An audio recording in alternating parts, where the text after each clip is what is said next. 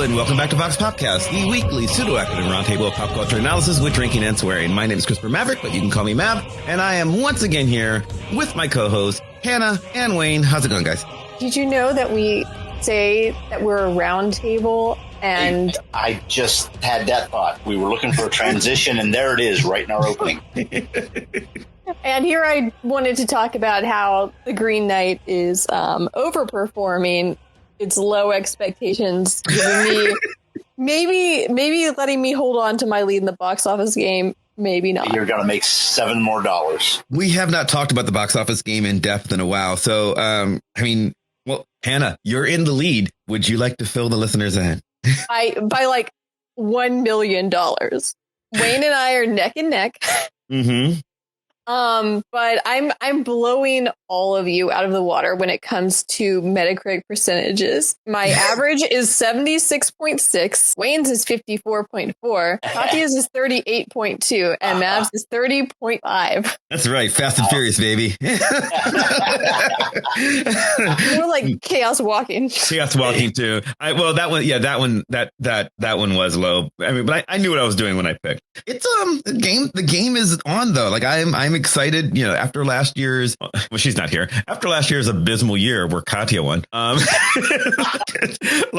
with I'm staying out of that. Well, I mean, I'm happy for her, but come on, there were very extenuating circumstances, and she knows that. I mean, the fact that it is. Well, this year, but we knew going in this year. Yeah, we. I mean, yes, but I mean, we kind of thought things would like. I remember, a couple of people saying, "Oh, like maybe it's just like by the time the vaccine gets out, we need to start picking movies like then, and then like things will like head back toward normal." Yeah, but well. also no, it's the extenuating circumstances are not over yet, and right. I feel like with some of these movies, like Dune, for example, studios are going to release those movies no matter how bad things get, so long as movie theaters are still open to show them because they need to, in their minds. But like also like I don't know. I mean, like Black Widow's like box office plummeted like as Delta like became more of a thing. So I'm enjoying watching numbers. We have a game going, and even though I'm in last place, I still think I've got a shot. It's still close. Even just across the board. I was just looking at it. You're in last place right now, but you're not that far behind. No, I have 53 million out of the lead, which is a lot. But given the movies that I've got, I mean, like that could be taken over easily by Top Gun Maverick, Ghostbusters, Spider-Man 3. Any of those could do it. Maybe not Jackass 4, but But like I've got a lot of shots. I expect the Metacritic score on that to be just phenomenal. I'm going to make a bold prediction, which is if things continue to deteriorate, the first movie to get pushed back is going to be Spider-Man 3. We have left.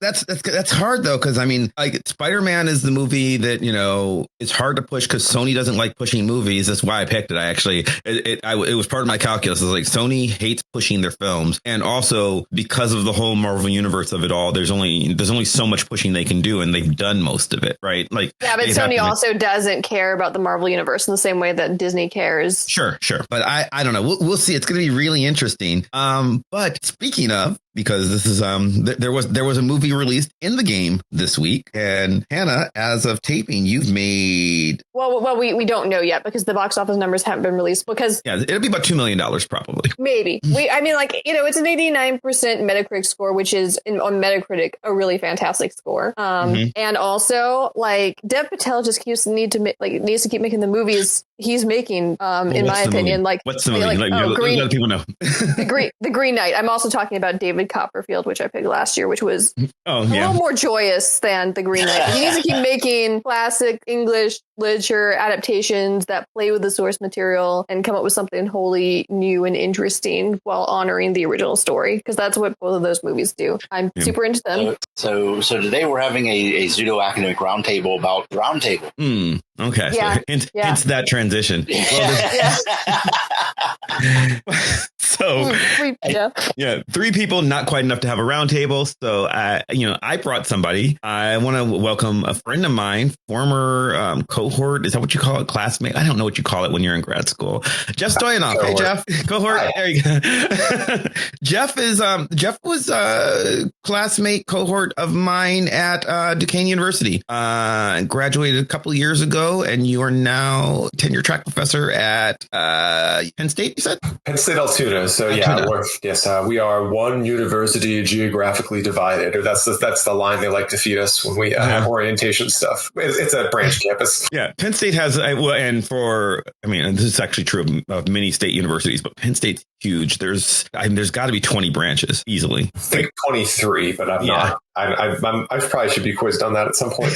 But yeah, they're all over the state of Pennsylvania. There are many a Penn State, and you're at the Altoona branch, which isn't far from Mount Aloysius, where I work.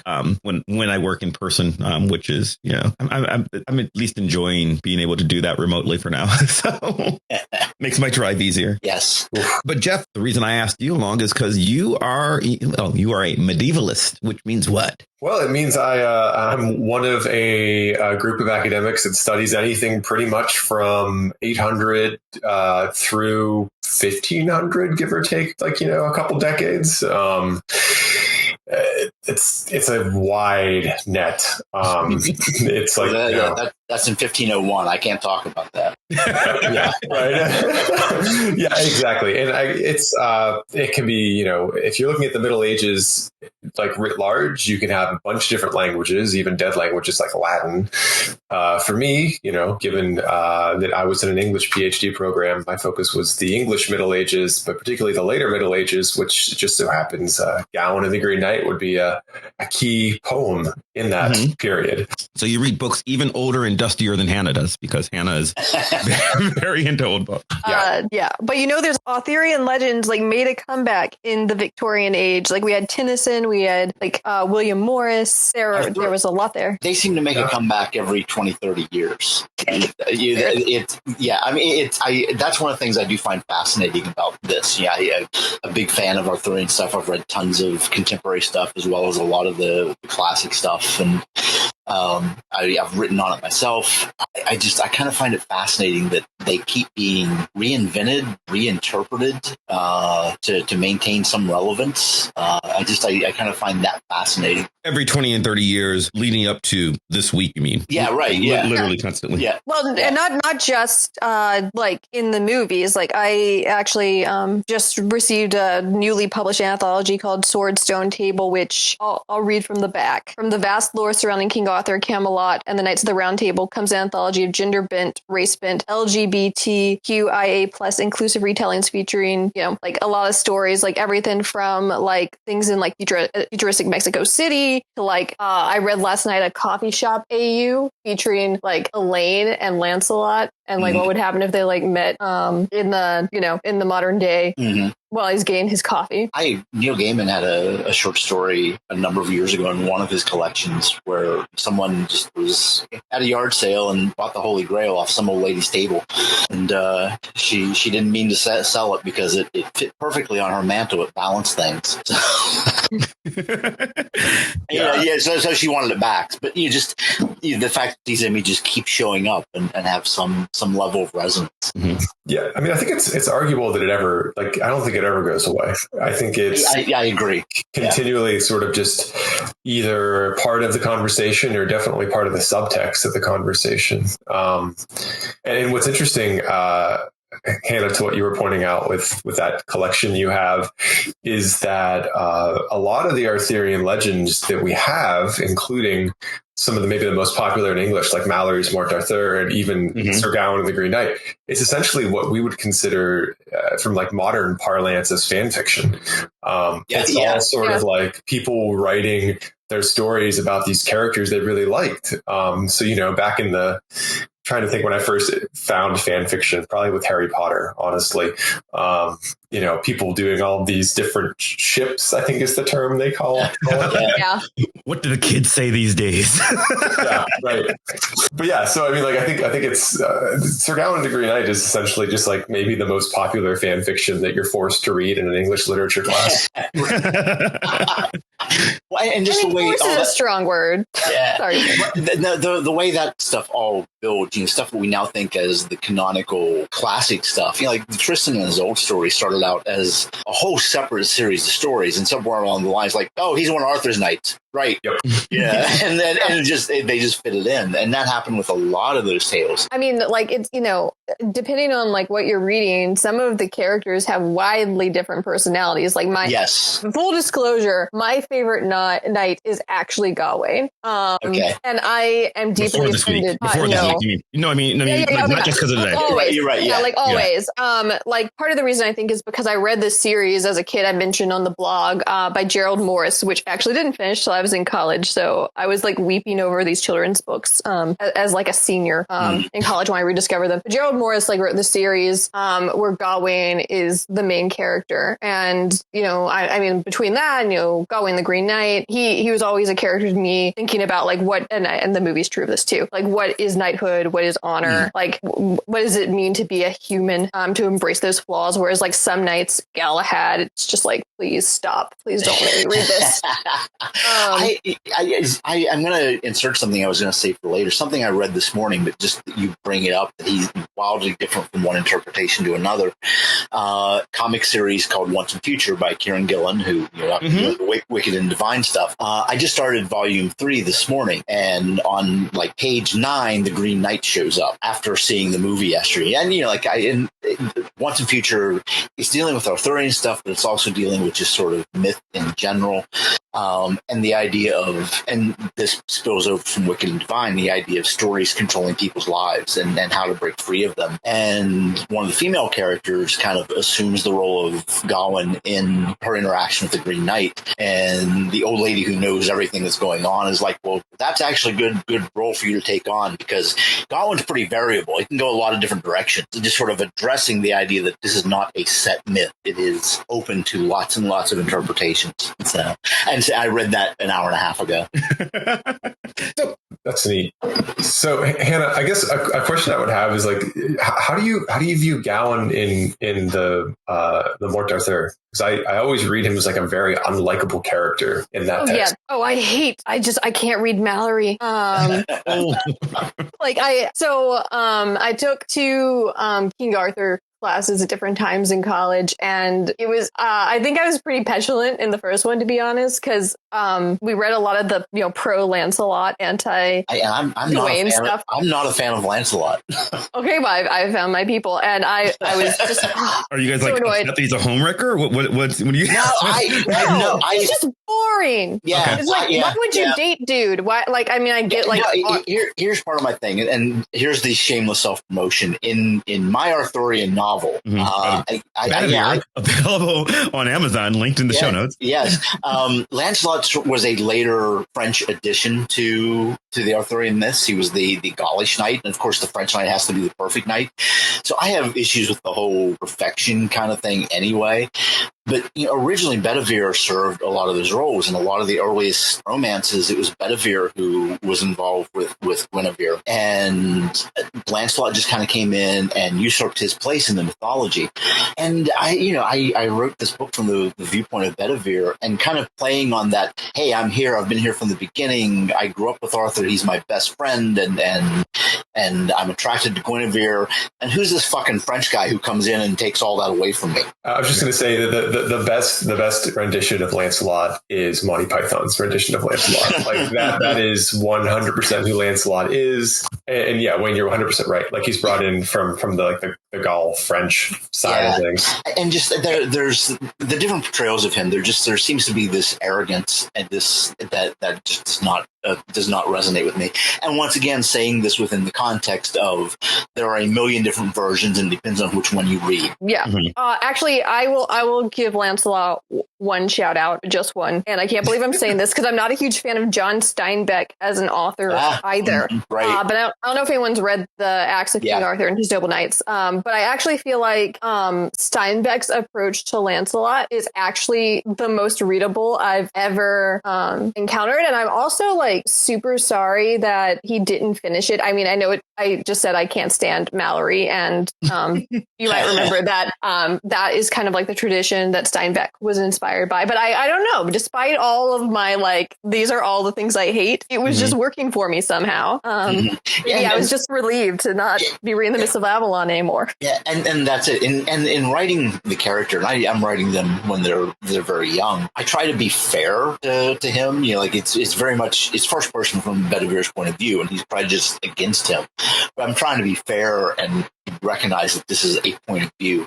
But anyway, not to just keep talking about my book of this, but when I was writing it is when I was doing the most research and thinking the most about these characters and who they are and my interpretations of who they are. So like, then Wayne, who is, I guess everybody, like who is your favorite like Arthurian knight and why? And this says way too much about me. I'm a fan of Tristan. The whole tragic romance thing is just right up my alley for personal reasons. I like the stories of Tristan where he is also he plays music. I like the idea, and me being the music fan, I kind of like the idea of, and this is very much my interpretation of Tristan, but I see this reflected in different stuff I read. Here's someone who should have been a bard, should have been a musician, but lived in an era where being a warrior was really his only option. So that idea of the sensitive artist who finds himself in the role of a warrior and trying to find redemption in that through his romance and love just trips all my triggers. What about you, Jeff? That's a really tough question. I don't know that I have one. Like I don't. My work, full disclosure, like isn't usually on Arthurian myth that much. I do have the last 4 lines from the first fit of Gawain of the Green Knight tattooed on my left forearm. Which is why when you said that when we talked before we recorded, you're like, well, that's not my specialty. I'm like, you have a tattoo. Yeah, I know. Like I just sat next to me at school. Our desks were right next to each other. One which is so like I knew that. I'm like, how can you not be into this? Like, yeah. Well, like that's like a long story, and it was more to do with Aventor and a concept for a dissertation that got thrown away. But Gawain was what made me a medievalist. So I guess I guess I would have to say, even though I have a lot of problems with Gawain in Mallory, I might be with Hannah here. I think Gawain might be my favorite of the knights because they're just all equally reprehensible in their own ways. Yeah, and that's it. Yeah. None of them are perfect in morality. Certainly, I grew fond of Bedivere in writing this because I came to picture him as just the forgotten, overlooked one, and my heart goes out to the one who gets replaced by all these other stories. So I found that interesting because I don't know that I have a favorite either. I'm with Jeff. I like stories. Now, I'm traditionally really bad at picking favorites on anything. We've talked about that on the show before. Like I'm horrible at it. Same here, quite honestly. But if I find anybody interesting, I find like Mordred interesting because like he's got a story. He's got the most important story. I'd argue. I mean, is he favorite? Like, do I want to hang out with him? No. I mean, but I find him interesting, like narratively, just the place that he occupies throughout the mythos. But also, I almost want to say like Kay Pendragon. You got the most bum deal in the entire. I'm actually the Disney adaptation of The Sword and the Stone. 4K. But all of them. I mean, I think that's relatively like my understanding of Arthurian legend is you devote your life to this one thing, and then your punk ass kid little brother is just like, oh, by the way, just magically, I'm going to take away your entire destiny, and no one's going to give a fuck about you ever again. That's it. I meant that Kay is portrayed as like the worst person in the world. Oh, sure. But that's just, which is unfair because why, he's done nothing wrong, up until, the Disney, they just made him a bully because you got to hate him for some reason, but that's not in the myth. Because that's the trope, Right. Hannah, you didn't, what about you? What was your question? I sort of answer. It's Gawain. It's Gawain. Okay. But I will say that in asking this question, I eliminated like a whole like bunch of options and characters because I asked about the knights and like there are so many interesting characters. Like Lynette is my favorite character, like overall. Okay. The thing I've always liked about some of the Arthurian legends, not like snaky women in Tennyson, but like like he describes them as like serpentine and like temptresses, like the bad women. I like Lynette because she like takes her destiny and the destiny of her sister into her own hands to try and save her sister. She's very forceful and doesn't like just defer to some rando dude who claims greatness, and she's like, prove yourself. She's not going to take his word for it. And there's like a lot of different interpretations of Lynette, of course, as there are with literally every character. At one point in the book I'm reading, the Swordstone Table, like there's a lot of stories about Elaine, and at one point they're like, well, there's like 7 Elaines in Arthurian legends. Are they really the same? Right. Yeah, I find the women of the Arthurian myths to be as essential as the knights. So many of their stories revolve around the women in their life, and once again, depending on what you read, the degree of self-assertion they have. That's not the word I'm looking for, but the degree of importance and self-possession. Obviously, the Mist of Avalon was written very much from a feminist point of view, and taking Morgan, who is typically seen as one of the villains of the piece, and very much putting her in the protagonist role and just reinterpreting what that means. And I like that approach a lot. Yeah, I mean, I guess when you think about it, the whole mythos comes from the Grain, Arthur's mother. Like if Uther Pendragon doesn't decide he's going to go talk to his magician buddy Merlin and get all rapey on our hands here, I mean, none of the Knights of the Round Table don't exist. And that's one of the things that when I'm teaching either Mallory or any of these texts out of this tradition, it's always one of the sort of tough questions that we don't like to deal with, but it's sort of all of this is rooted in some really shady bedroom antics. Yeah.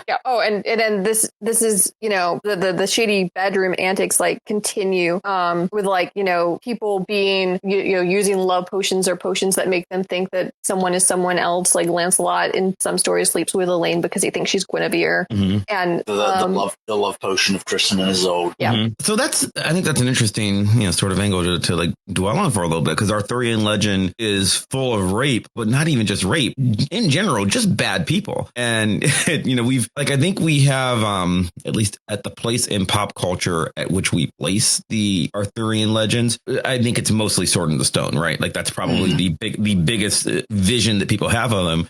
And they are, these regal, wonderful people. And I mean, but I just think of, we consider King Arthur as a pop culture thing, these aspirational stories that most people never read because pretty much everyone's awful, we interpret them as romances. We focus on the heroic aspect. That's one of the things I'm liking about Once and Future, the Kieran Gillen thing I was just referring to.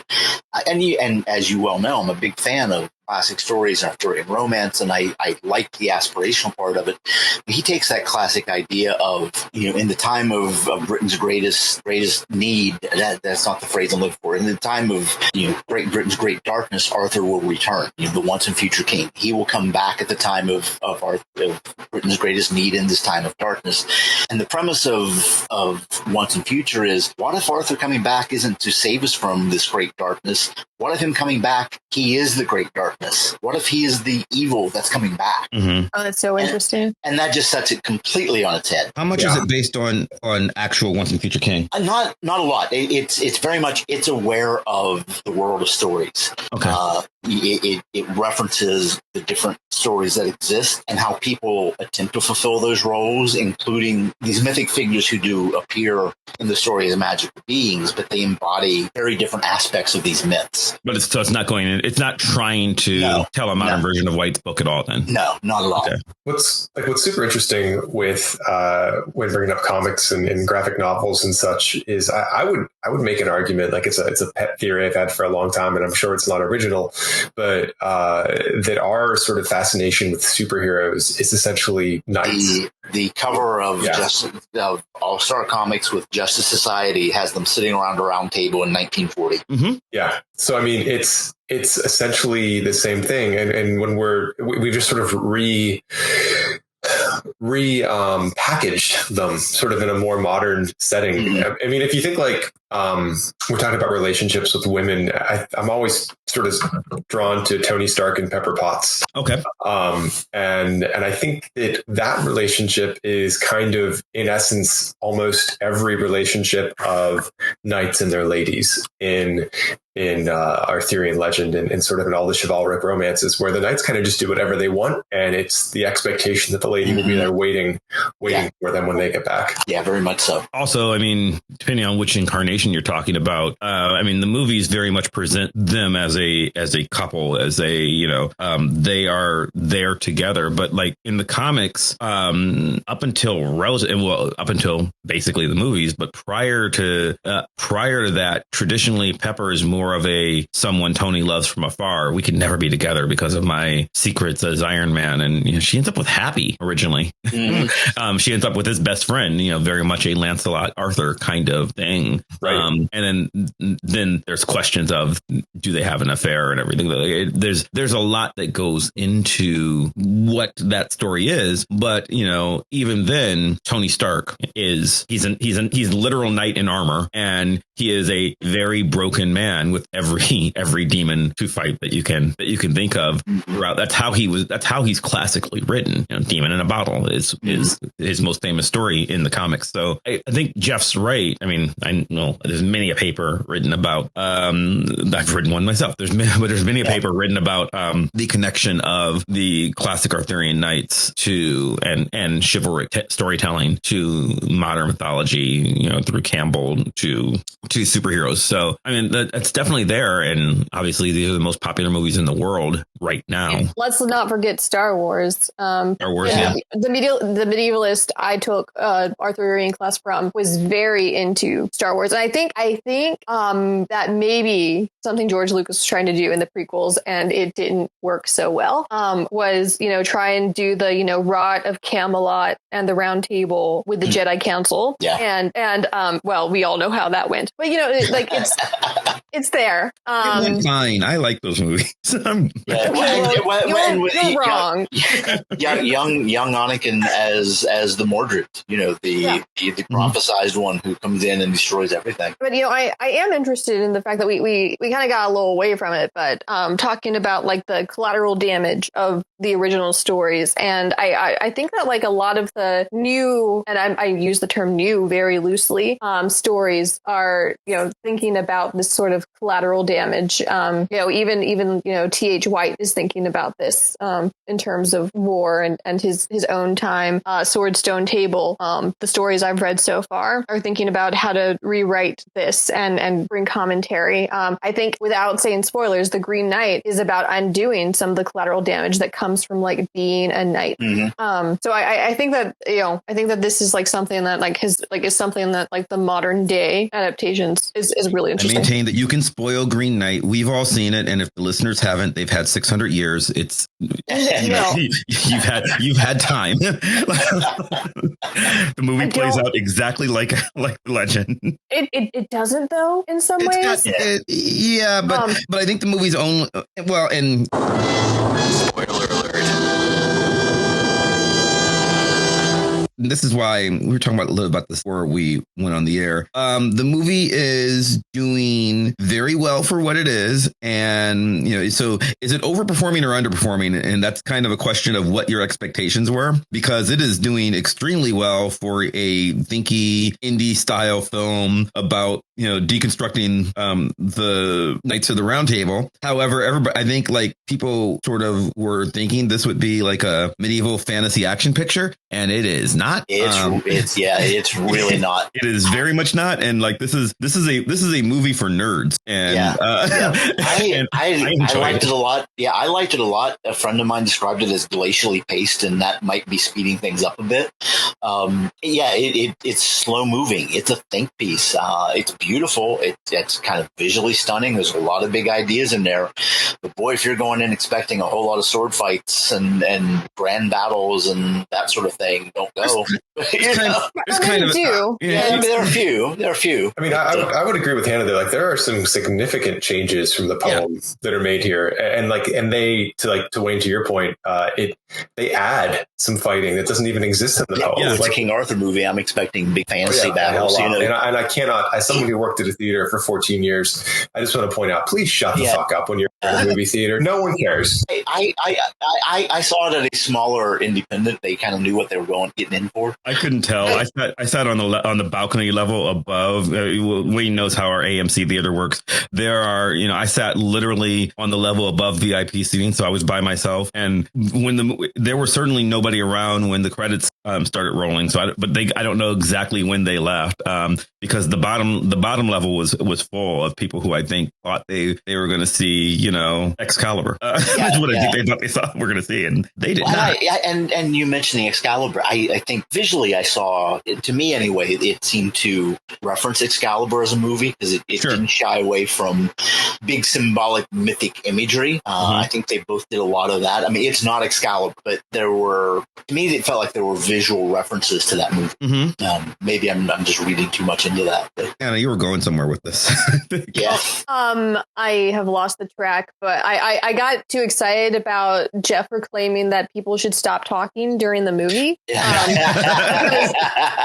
So what I think where I was going with this was that, in terms of the Green Knight, like what's interesting about it and like what's interesting about, I think some of the stories that we've talked about are our personal favorites is that the Arthurian legend is familiar, right? Like it's like a global story, even if it's geographically rooted in a place traditionally. And like, but each story becomes new in some ways and it's trying to say something different. So like, like what holds Arthurian legend together? Like, are there common themes? Like, is it just the names of these characters and we just want to tell love triangle stories over and over again? And that's interesting because I remember, however many years ago, First Night came out, and I went to see that with some friends, and we came away from it thinking, okay, that was a fine movie, but if they had named them King Bill and Queen Anne and Sir Justin, I'd have been fine with it. Other than their names, it had nothing to do with Arthurian. It didn't feel Arthurian to me, in spite of swords and a round table and the name's Lancelot.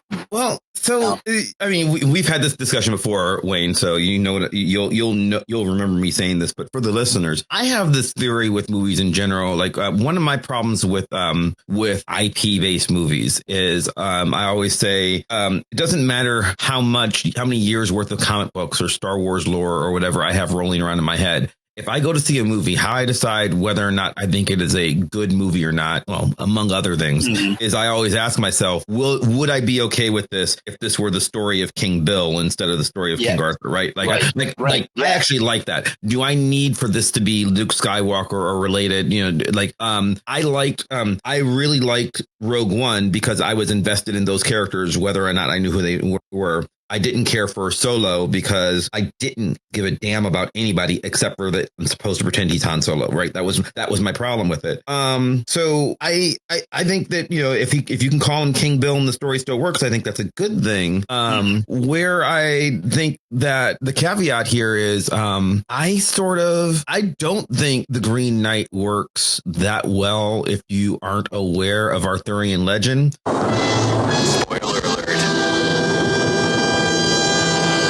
Because Jeff is right. Like, this is a movie that's about this is a movie about thinking about how we are deconstructing and reconstructing Arthurian legend. And we're not going to I guess the story's there if you can follow it. But one of the things that I think is weirdest about it is I'm fairly certain that the film doesn't tell you that Gawain is Arthur's nephew. It does. Yeah. It does. Yeah. Does it? Because I don't remember them ever saying it. At the beginning, Arthur's like, I'm sorry, I didn't know you. Oh, okay. Yeah. Because because by the time I want to come back to that in a second, by the way. But because by the time again, well, this is a spoiler I have to tell. At the end, Arthur dies at one point, and Gawain inherits the kingdom. And for myself, I I had to go, oh yeah, they're related. And then and I was like, oh, and then I'm going, that's really, really interesting. And then I was thinking, wait a minute, did they tell? Because I didn't remember them making a big deal of it. I'm like, did they ever mention that before?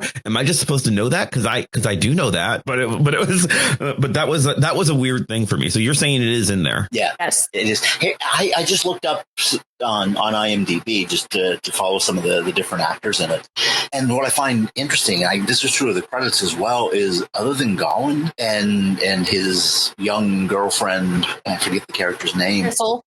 Yeah, they don't list any of the characters by name. It's the king. Yeah, the king, the hunter, the magician, the mother. Yeah. There's no one. Well, and I was looking it up because, depending on which version you read, Gawain's mother is Morgan or Morgause, or and it's like, not that it matters, but just for my own nerdery, which one is she supposed to be? It's like, she's mother, and I find that an interesting choice. Well, I would say, so this goes back to the question earlier about who it was our favorite character, and the reason Gawain is my favorite character is from this poem, Gawain and the Green Knight, because it's King Arthur's court is young. Like, this is a fan fiction prequel to the Arthurian legend that we have. So, I'm super. That's exactly what my novel is. Super annoyed with the film portraying Arthur and Guinevere as ancient fuddy-duddies. Yeah. Because they're not. That's not at all how the poem goes. And there's a lot of changes I completely understand in the movie, and I understand the artistic choices, and I understand you're not doing a faithful 14th century film version of the poem. I get it. Spoiler alert. That changed. I just didn't get it, other than for the spoiler sort of thing at the end, when he goes through that whole sequence of inheriting the kingdom and stuff. So that's one of those things, because Arthur's court is young and Arthur's petulant. That's part of the whole game thing, and that's how the Green Knight sort of game begins in the original. So the changing here in the movie is a little strange. I love that Jeff is, well, actually, Spider-Man should have to a 600-year-old poem. That's great. But yes, I thought of this too. Also, not my Gawain. Don't you mean Garwin? Yeah, Garwin. Oh, Garwin. Garwin. That, for those of you who have not seen the movie, that is how King Arthur pronounces Gawain's name, even though it seems to be just a thing that the actor made up according to an interview. Yeah, and when he pronounces it that way, it's that's interesting, because I grew up hearing Gawain, and then over time, Gawain is what is in my brain seems to be the most accurate. And I thought, okay, is that just an alternate pronunciation? I don't know. And then everybody else just called him Gawain. It's no, it's just this guy.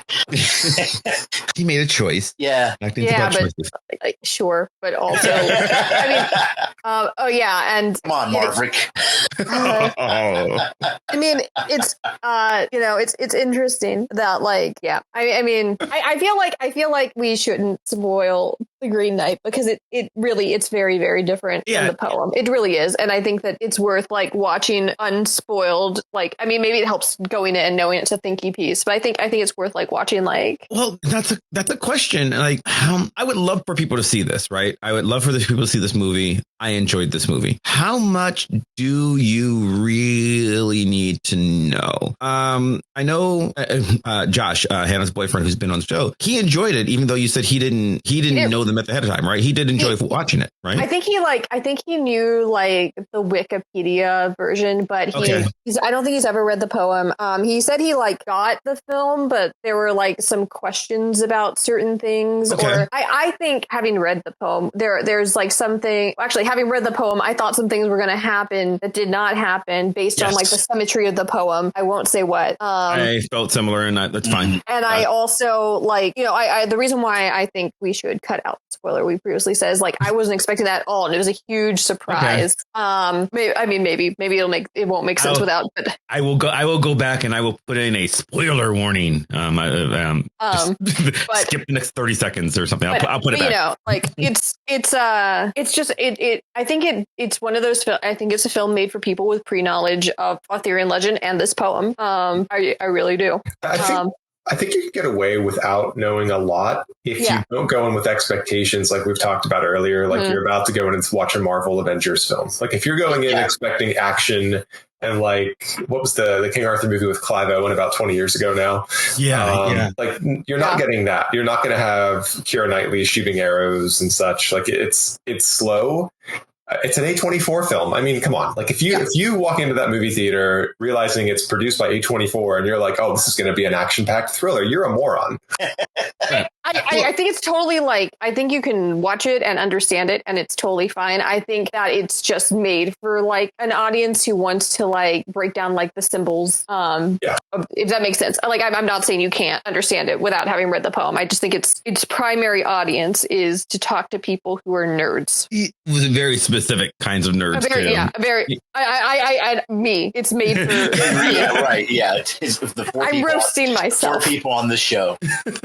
And a handful of our acquaintances. And I really enjoyed it. I've never had the opportunity to teach an Arthurian class, and since it's not in my, I enjoy it. I've taken classes, not in my specialty wheelhouse. So unlike Jeff, I don't know that I ever will have an opportunity to teach an Arthurian class. That said, I actually think there is something very interesting of taking something like the classic work, the classic Gawain and the Green Knight by a Gawain poet, author unknown, versus something like T.H. White's work versus Creation de Troy versus Tennyson versus something like this versus something like the movie Excalibur versus I'm trying to think of something Mage or Camelot 3000, like the comic books that are, are very loosely based in that world. I would love to do an Arthur in the comics class. Right. And I love the idea of going through and taking this this mythic story template that just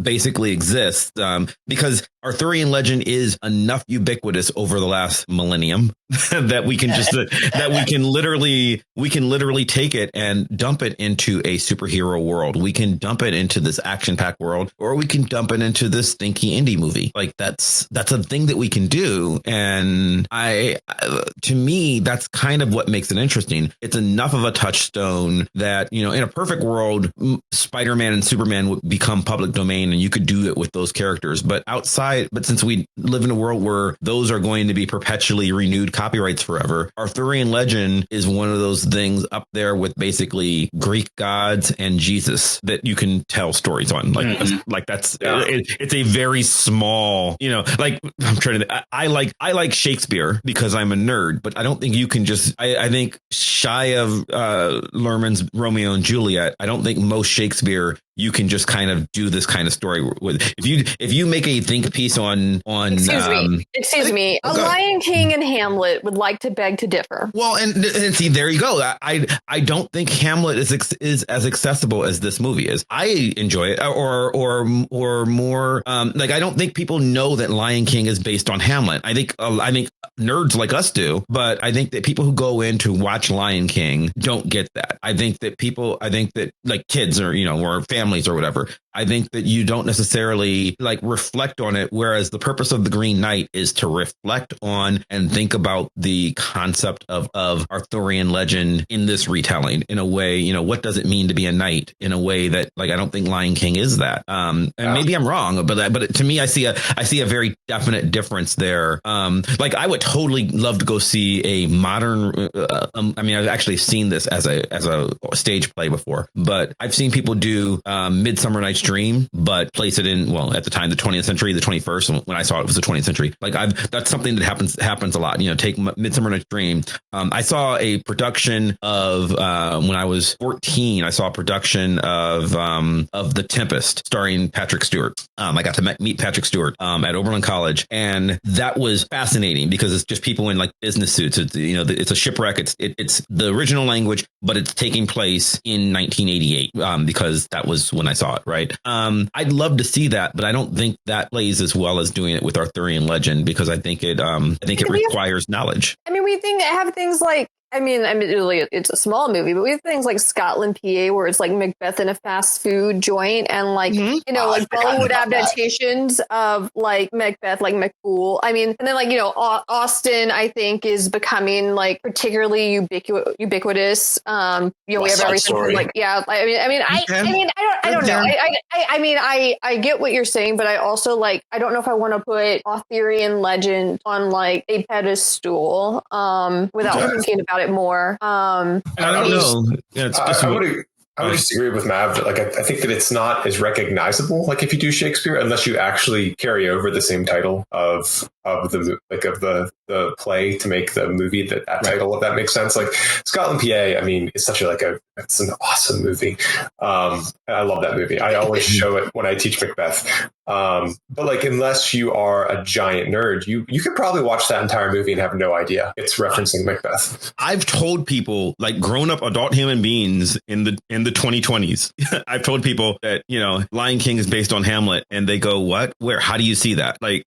And to me, it's obvious. So, but again, I don't know. It's weird because it's hard for us to take off the English major brain at this point. How do real people think? I'm not 100% sure. There's also Arthurian tropes and ideas showing up in movies that aren't necessarily adaptations. I'm thinking The Fisher King, which the Robin Williams movie. Yeah, the Robin Williams movie, which certainly plays off of Percival and the search for the Holy Grail and all that stuff.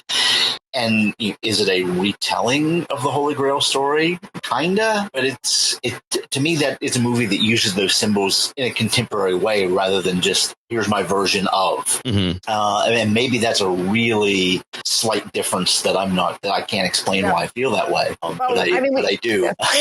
We also have big huge fantasy franchises like J.R.R. Tolkien, Lord of the Rings stuff, and also not interested in talking about the show, but this A Song of Ice and Fire series, which I've said this before. I like Jamie and Brienne's story because it is that meditation on what makes a good knight and what is honor, and I think it's directly back to in many ways Arthurian legend. Yes, yeah, very much so. Or Jedi Knight. I mean, literally knights. Literally Jedi Knights. The wise old wizard. And let us not forget, although maybe we should, things like Harry Potter, they talk about Merlin and that legacy. J.K. Rowling just really took a bunch of British myth stuff and classic novels and mashed them up and came up with Harry Potter. So his Arthurian legend certainly has the two comic series that I referenced in the blog you've both heard me talk about too much, Camelot 3000 and Mage, which Mage came out a little bit after Camelot 3000, but the difference, and Matt Wagner created Mage talked about this at the time. He was a big fan of Arthurian stuff, and he was planning on doing a Arthurian story set in the present. And then Camelot 3000 came out, and it didn't resonate with him and his thoughts. And I liked it a lot at the time. It's problematic now, but I liked it a lot at the time.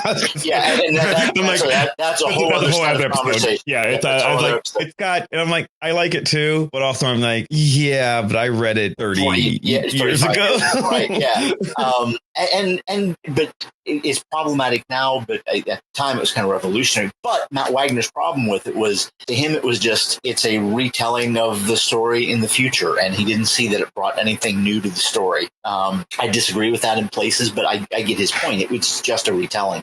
Whereas with Mage, he took the tropes and the concepts and the symbolism and tried to do something new with it. So it's playing with the symbols and the archetypes as opposed to simply retelling the story. And I do see a difference in those two things. Okay, yes. Yeah. I was just going to say, I think this maybe points us back to something Hannah mentioned earlier, with the collection, sort of these ideas of recovery, recuperation, of sort of retelling these stories from perspectives of sort of the marginalized folks within them, or recasting them. One of the most brilliant things we haven't mentioned yet, I don't think, is that you have Dev Patel playing Gowan. It's not just some random white guy out of very obviously not white. Yes, and it's not. Oh, sorry, go ahead. No, and they took, it seems like Lowery or whoever cast the film took pains to make sure there were sort of people of color and not just random white people who looked like they were covered in filth, like the mud farming peasants in Monty Python. throughout the film. And I think that's really important because something that, the general public probably doesn't know is like the Middle Ages isn't some sort of white fantasy land that all the white supremacists of the world want to like sort of rehabilitate or sort of capture as their own time of purity, like the far right in France and the far right in this country. Like it was an incredibly multicultural, cosmopolitan era. Which is like another small beef I have with the film. I do appreciate how dark it is, but also like it sort of is perpetuating that myth of the Dark Ages and sort of the way in which it's shot at times. And it's like, it would not have been that dark anyway. And even in the original stuff, there was, and I had to look it up to confirm it, but Palamedes is a Saracen knight. He is. So even in the original medieval stuff, there were people of color in the Arthurian stories. You're saying not everybody looks like Sean Connery is what you're right. And Hannah brought up earlier how in the Victorian era, like there's a huge sort of like a renaissance, if you will, of this Arthurian stuff showing up. And what's interesting, and this is some work that a colleague of mine who's a medievalist, Cord Whitaker, does, is looking at in New York, I think Harlem in particular, during the 19th century, how African-American communities actually like take on this chivalric sort of Arthurian language and sort of the costuming, and they sort of really sort of have like essentially like a Renaissance fair, like what we would consider a Renaissance fair in moments, and how that sort of becomes a small part of the Harlem Renaissance during this era, when they sort of take some of these medieval tropes and such. So just, I was really pleased, sort of, I guess in conclusion, really pleased the movie wasn't just this whitewashing. Yeah. And I think,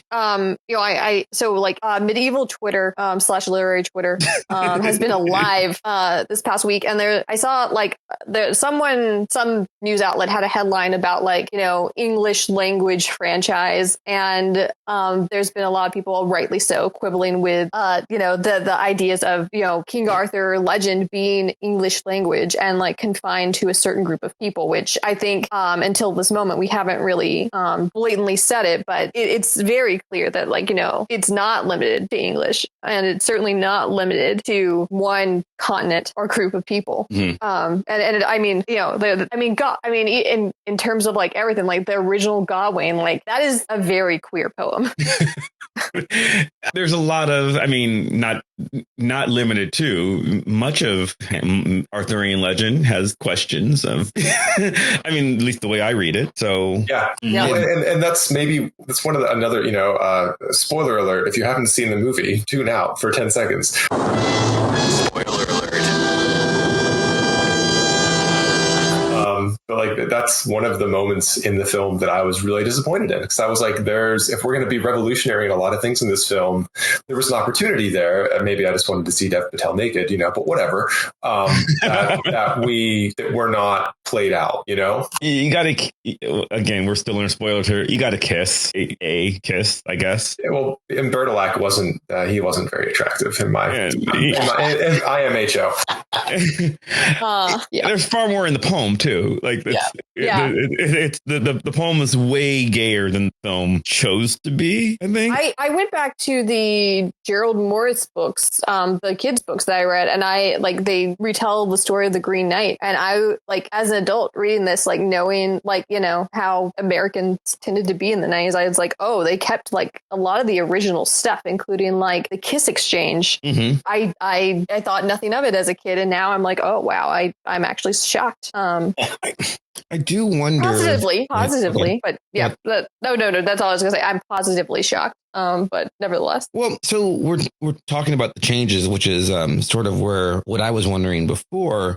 If we say again, we're harping on this one movie, and I don't want it to just be about this movie, but my argument before about how I think that Arthurian legend lends itself well as a cultural touchstone, that you don't have to explain much. This movie clearly doesn't explain a lot. I think we all agree it presumes some familiarity with the material, perhaps even more than the average person. But I think that I wonder how much of much is that like a benefit of Arthur of the Arthur story? Wayne, you were talking about the difference between Mage and Camelot 3000, right? Camelot 3000 is just Arthur, the Arthurian legend retold. The fact that it happens in the year 3000 is almost immaterial to the story. It's his take on this, right? Mage is entirely I am going to deal with the idea of what Arthurian legend is. This is the idea of being the Pendragon, the idea of being Merlin the Mage. The idea of being Hercules, because he actually meets like other non-Arthurian legends, right? I would say a lot of T.H. White's Once and Future King is that, right? Like there's a lot of, why is Robin Hood here? Because I want to do interesting stuff. Yeah. That's why. Right. And so I think that this version, the Green Knight, changes aside. It is their version of what they think the Green Knight story should be. You know, it is fairly faithful narratively. He's doing interesting stuff, like sort of with meaning and with minor changes that have huge ramifications. Though than I think he's doing with, it's not like Mage, where I'm just telling a different story inspired by King Arthur. Right. So I don't want to say better. Like, what do we make of the idea that like does Arthur just especially lend itself well to that? Because that's what I was really getting at. I think Arthur does this very well. I think Greek mythology does this very well. I think Christianity does this very well. I think that it's hard in America, at least, to assume that everybody has a strong enough association. You know, your average reader or viewer has a strong enough association with the Jewish religion or the Muslim religion or the Buddhist religion, the way that you can assume there's a following of Christianity. I think it's hard to assume that they have an understanding of Shakespeare outside of Romeo and Juliet, the way that you can assume, they know Romeo and Juliet. So is Arthur just in that place? I'm gonna slip into shameless self-promotion again. My two books that deal with Arthurian stuff, they're those two things. One of them is very definitely, I am telling the story of young King Arthur and how he meets Bedivere and Lancelot and Guinevere, et cetera, et cetera. This is my take on retelling the legends, and the other is Stand By Me, which a million people do. Yeah, and the other is Stand By Me with Arthurian themes. It's contemporary. It's the idea of what did these symbols and tropes and themes look like in a modern setting? And I never reference Arthur directly in King of Summer, it's called King, but yeah, right. But I never, you're right. But I never directly reference the King Arthur myths in the narrative. And I like to think that if you know nothing about that, you can just enjoy it as Stand By Me, just as a young coming of age fantasy adventure novel. But if you know the Arthurian stuff, there are tons of Easter eggs in there. And I don't think I just retold that story, but I definitely overtly played with the ideas and the tropes. So it is those two things. And yeah, it seems to be just so much part of our Western culture, very specifically European-based Western culture. It's so much a part of our storytelling. Those symbols are so deep into, and this gets into Jungian archetypes and all that stuff, which is my other thing. I once again, I mentioned in the blog how many books I've read by psychologists and psychotherapists who use those images as therapeutic methods, as storytelling guides, as these mythic tropes by which to understand human behavior. And that's a huge thread in Jungian psychology. And I think these things are just so embedded in the Western culture of storytelling that it's just there. We don't even think about it. We just kind of know the stuff because we've been exposed to it, whether we know it or not. Right. Yeah, I was going to say, I think that there is something oddly unique about the Arthurian stuff, because it's unlikely that there will be a lot of folks who will sort of get the Arthurian references who've never read anything Arthurian at all. Whereas, like, I think, Mav, you pointed out, like, classical, like whether we're talking about the Odyssey or the Iliad, they're with like sort of the cutbacks to the humanities and in public education and then even higher ed now. It's questionable, or it's getting more and more increasingly unlikely that folks have read that. So those references are sort of falling by the wayside. And yet, as Wayne's pointing out here, for whatever reason, the Arthurian tropes seem to hang on in whatever sort of vestigial forms. like we're talking about Jung and such, like a collective unconscious sort of thing. But yeah, there's part of me that sort of looks to, going back to the Marvel franchise, I think there's an interesting connection to be made even between literacy in our current, like maybe not our generation, but like the current, 2021, that year, with what is it, Gen Z? Is that after millennials or whatever right now?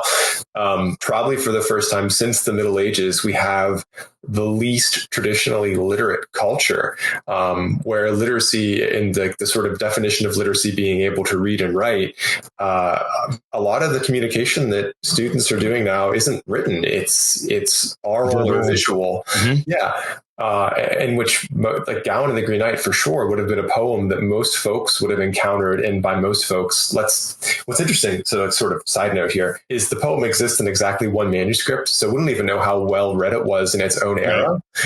It's highly likely that it's been read more since its initial production. Than it would have ever been read in its original sort of form. But like, let's just assume, like for medieval literature in general, that most of it was sort of an oral tradition where people would be, with the way they would encounter text would be not reading it like we read a book, but listening to like a story. Someone else would be reading it, because you have one copy of a manuscript, because as it turns out, manuscripts are really expensive to make. Which is like that another really cool moment in the film with the library in the castle. Because like that would have been extraordinary. Like that sort of library would have been just almost unheard of for a personal library. At any rate. So like the way in which the youth, the young folks, our students, I say that as someone who teaches, experience the world with sort of visual, verbal, oral would be more akin to an audience in the 14th century than anything between. So it's just super neat to think about Marvel, like in the way in which that franchise has shifted to film, and how that lore develops now, sort of parallel to how it developed in the comics, as Matthew pointed out earlier, especially like with Tony Stark and such. But I think sort of form speaking, like as far as form goes, as far as genre goes, like it's super neat to think of it that way, like how so many of the traditions from like the Arthurian stuff and chivalry and chivalric and romances and such would have been experienced then, as how most of the public experiences culture, if you will, or like our version of literature now.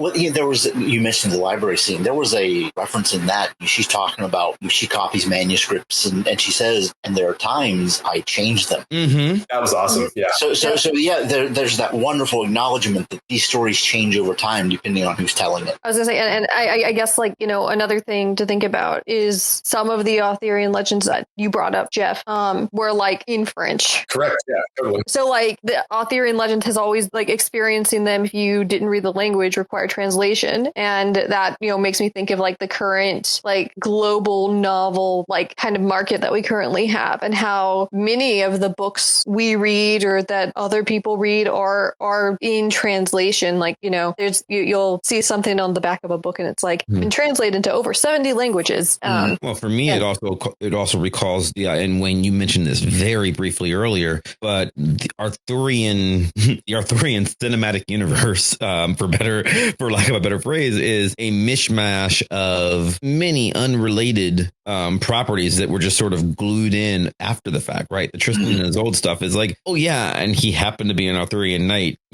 cause Lancelot was sure he was, we'll just add that in there, right? Like there's Merlin happens way after the fact, right? We're fairly certain. So Jeff, you can just say that. I think Valerie Friesel. Yeah. And in what the first reference to Arthur is the history of the kings of England, and I'm blanking on who wrote that. Jeffrey Monmouth. Yeah, Jeffrey Monmouth. And that's the first mention of Arthur, and it's written as a history. And in that, Kay and Bedivere are mentioned. That's it. Like they're there from the beginning. But then they both kind of get replaced by other knights who are coming in. And so that becomes part of the legend in the exact same way as we can talk about the legend of Spider-Man, right? Yeah. And I mean that I picked Spider-Man or Superman because they're the ubiquitous two, right? Then maybe throw in Batman and Wonder Woman, but like the people with that kind of characters with that kind of market penetration. I mean, I think that you've got the Arthurian myth, you've got the Superman myth, you've got yes, Peter Parker is my favorite superhero, and Gawain is my favorite knight. I guess I'm responding to a text that we're not what we're actually saying. But I also think that we're forgetting a certain other English legend that maybe is not as popular as Arthur right now, certainly, but everybody knows who he is. Yes, Robin Hood. Well, Robin Hood's part of the Arthurian legend, if you believe T.H. White. And T.H. White. Yeah. I mean, I feel like Robin Hood is poised to make a comeback in our current age. Archetypally speaking, mythically speaking, Robin Hood, Gawain, Green Knight, Green Man imagery. To me, that's all one thread. The world is green. Sorry. Yeah. But they don't. And actually, there's that super cool eco sort of crit moment throughout the Green Knight. But anyway, what's really super interesting about Robin Hood, though, is from like a medieval lit perspective, is all of those tales are kind of just off to the side. Like they're very rarely anthologized. There is not, like, if you Google or go on Amazon and look for different sort of anthologies or collections of medieval stuff, Robin Hood is going to be the one that you find the least of, like the actual source text. And I'm not sure why that is. Like, I know some folks who work in that area that are trying to get a collection put together, but like they're just, there's a class thing there. Okay. And one of the things that we forget about with Arthurian legend is it's essentially like their version of the Jeff Bezoses of the world doing things, riding penis rocket ships into space. Because the average people couldn't do these things. Like, you couldn't own a horse. A horse is super expensive. To be a knight, you have to have a horse.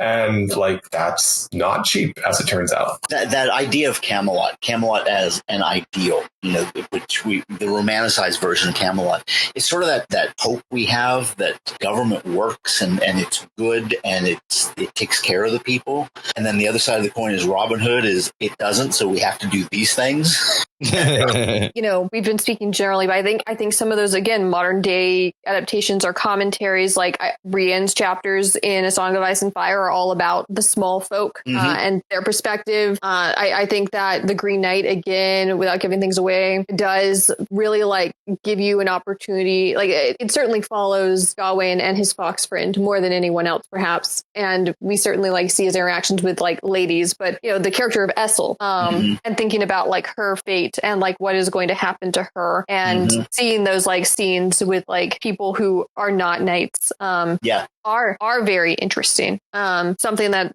like, I don't want to spoil. Like, there are things that happen that like I have not seen in another Arthurian legend adaptation.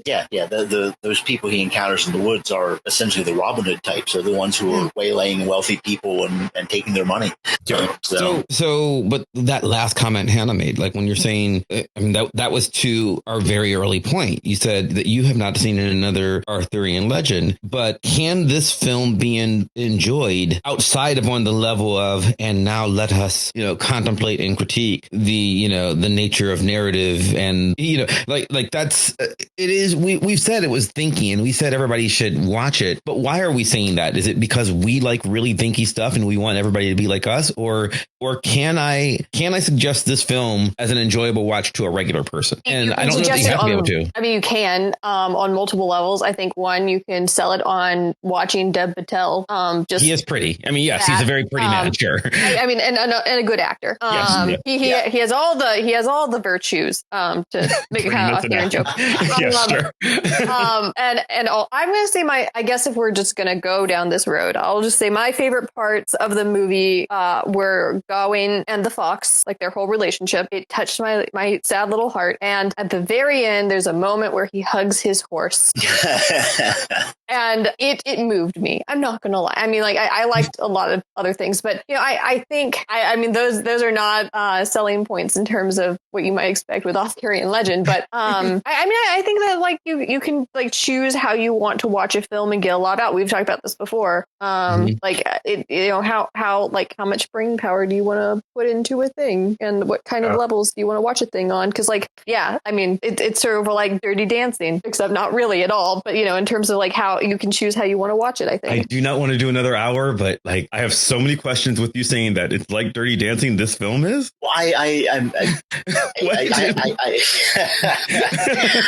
I'm going to recommend doing another hour and on Robin Hood. I think that I was trying to sneak that in there. Yeah, and I think Jeff, you should come back for that. So I would just say like the film, recommending and I'd be happy to come back for that. Thank you. But the film is beautiful. Like if you like watching a movie just to have like your full senses just completely.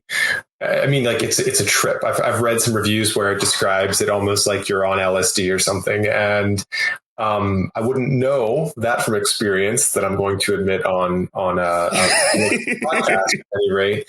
But it is just visually stunning, and I think it captures the North English wilderness exceptionally well in a way that would have been really important for this poem, like the original, but also in a way that resonates in an era where we are sort of facing climate change and stuff like that. Okay.